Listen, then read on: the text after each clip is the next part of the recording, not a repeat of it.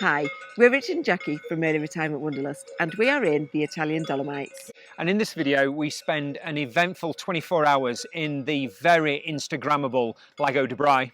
And then we head into the Backcountry Dolomites and spend 48 hours in splendid isolation.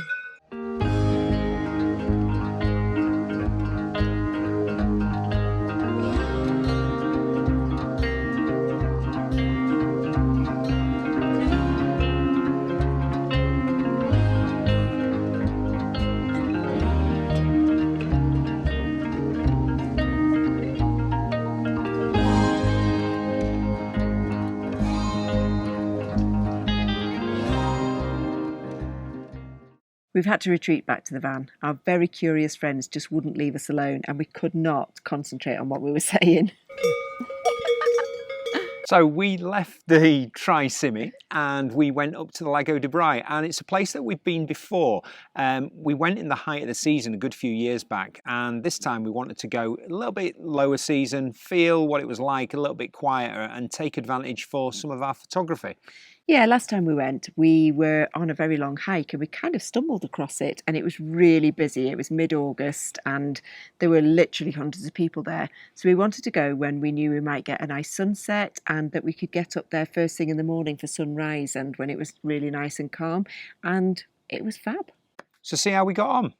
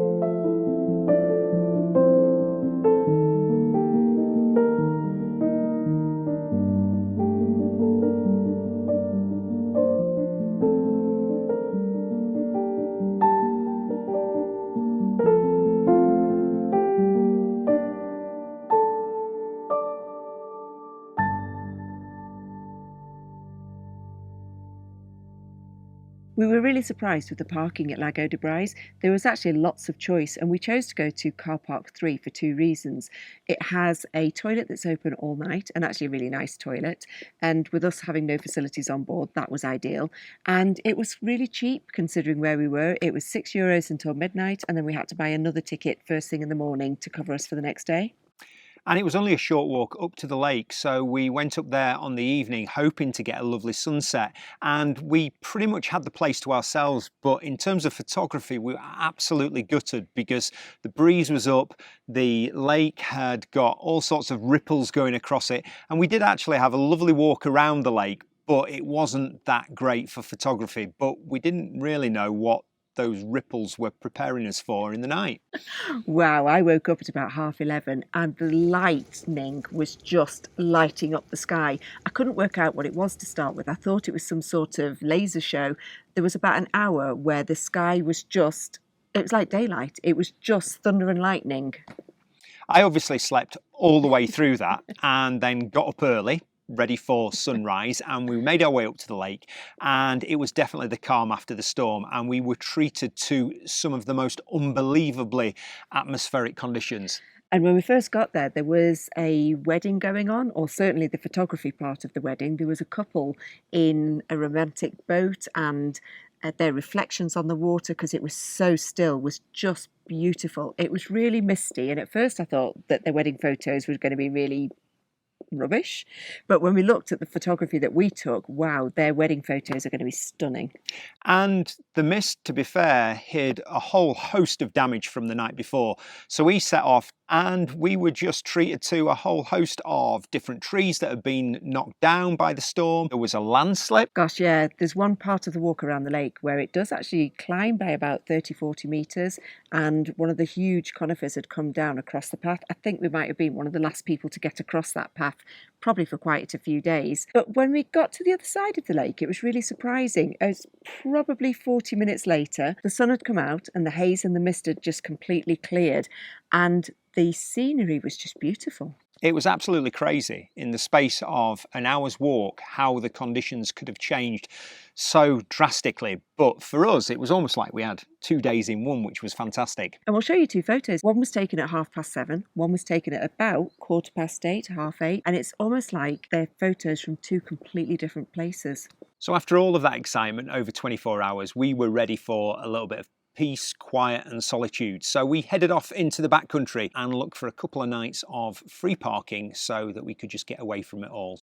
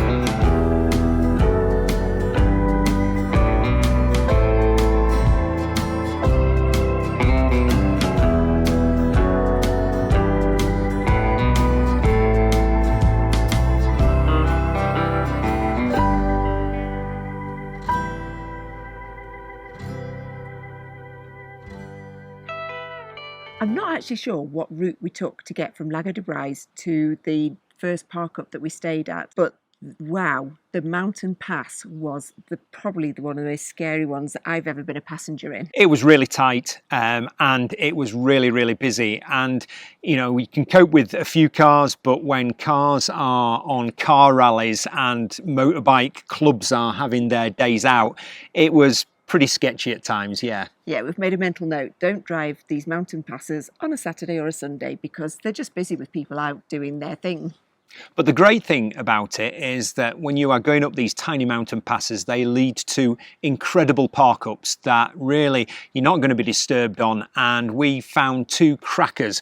One, I think it was probably as a consequence of Jackie's trauma. We just basically pulled up on the side of a hairpin that had been highlighted on Park for the Night, and we had a great night there. We had the cows passing by, we had the farmer chasing the cows down the road, and then very, very unseasonal weather. And then we moved further up into the mountains and quite close to the ski resort of Plassey, and we had a really nice park up there.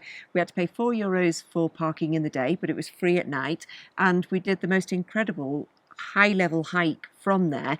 Unfortunately, it was quite foggy, so we couldn't quite see the views that we were hoping for. But in terms of park-ups, we were really concerned about it beforehand because we thought it was going to be really, really expensive at the campsites, but there were quite a number of really good park-ups that you could use in off the beaten track places, and yeah, we had a good 48 hours just staying in the wilds. So after 3 nights of no showers and no facilities, we decided that we actually needed to go back to a little bit of civilization, and I found a great, it was supposed to be an air, but it was more like a cross between an air and a campsite in a place called Turan, Camping Turan, and it was just phenomenal. It was a tiny little facility just on the edge of a small town, but it was brand spanking new, and the standards were so good and the reception that we had was so lovely because we were non-Italian speakers. We hadn't got a clue about the online or the automated booking system,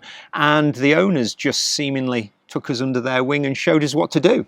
Even more importantly, they greeted us with a glass of wine each before we'd even paid anything. So for €31, which is quite a lot of money for an air, we thought we got massive value. We had 2 glasses of wine.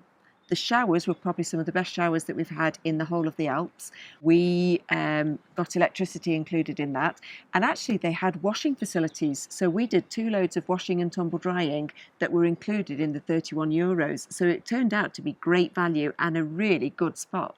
Yeah, we really enjoyed our time there, and we were debating whether to stay another couple of nights because there was all sorts of things to do in the local area, and to be honest, we did feel a bit tight about doing 2 loads of washing and drying, but we had to move on. And now we're moving into one of the last phases of our trip, so we're off to Austria. Hopefully we'll have 4 or 5 days in Austria and then start making our way home. So that's it. See you later. Bye. Bye.